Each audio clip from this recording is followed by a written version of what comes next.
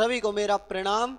मैं वीरू पंडित आज आपको बताऊंगा कि जो लोग जिन लोगों का जन्म जनवरी महीने में होता है वो उनके रंग रूप कैसे होते हैं, आकार कैसे होते हैं, चरित्र कैसा होता है, कैसे जीवन में आगे बढ़ पाते हैं। तो जिनका बर्थ जनवरी जनवरी महीने में होता है उन सब के बारे में आज आपको हम बताएंगे कि किस तरह के कार्य उनको करने चाहिए जिससे उनके जीवन में शांति आएगी और वो उनके कैसे माहौल का होता है, कैसे वो होते हैं, उगर होते हैं। देखना, हर हर व्यक्ति का एक अलग स्वभाव होता है, हर व्यक्ति की अपनी अलग अलग प्रवचन होते हैं, अलग अलग जीवन यापन के तरीके होते हैं। वो सब डिसाइड करते हैं हमारे नक्षत्र, ग्रह या मनुष्य का स्वभाव उस कैसे स्वभाव के होते हैं।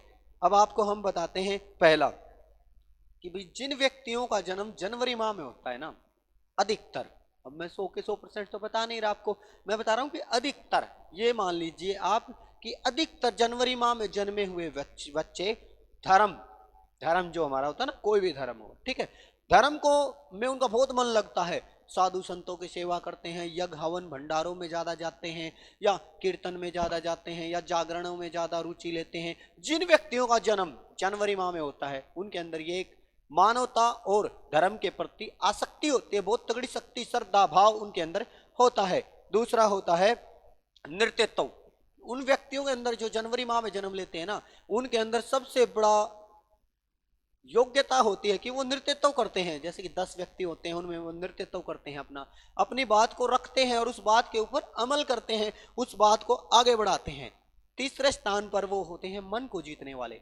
उन इतने सुंदर, इतने आकृति, इतने रूप, इतने दयालु, इतने प्रबल होते हैं कि वो हर इंसान का मन जीत लेते हैं। जिन बच्चों का जन्म जनवरी माह में होता है वो व्यक्ति अपने आप को आगे बढ़ाकर और अपने साथ साथ पूरा फीडबैक लेकर चलने वाले होते हैं। वो खुद स्वयं तो आगे बढ़ते हैं, साथ में अपना पूरी टीम को, टीम वर्क को, सबको आगे लेकर जाते हैं जनवरी माह में जन्म लेने वाले बच्चे, ठीक है।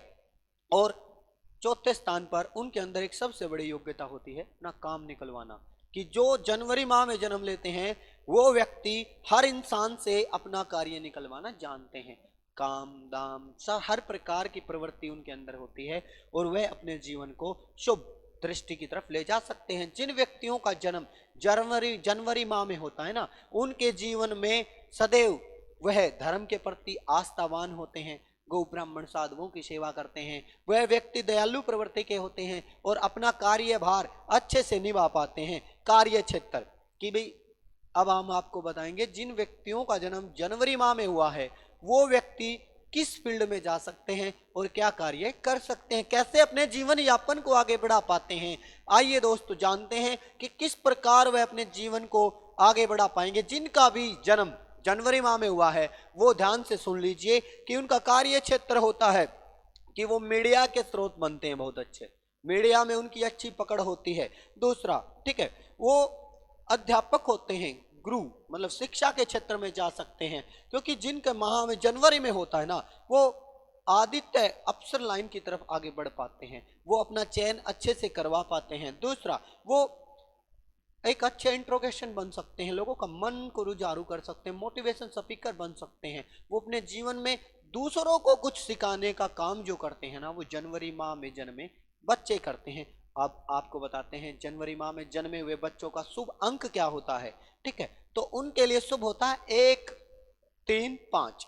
1, 3, 5 जो अंक हैं वो उनके लिए शुभ जाने जाते हैं। वो उनके जीवन यापन में हमेशा मदद करते हैं, सकारात्मक शक्ति देते हैं, पॉजिटिविटी देते हैं। फिर है रंग। हर एक राशि का, हर एक मनुष्य का, हर एक गण का, हर एक नक्षत्र का एक अलग रंग होता है।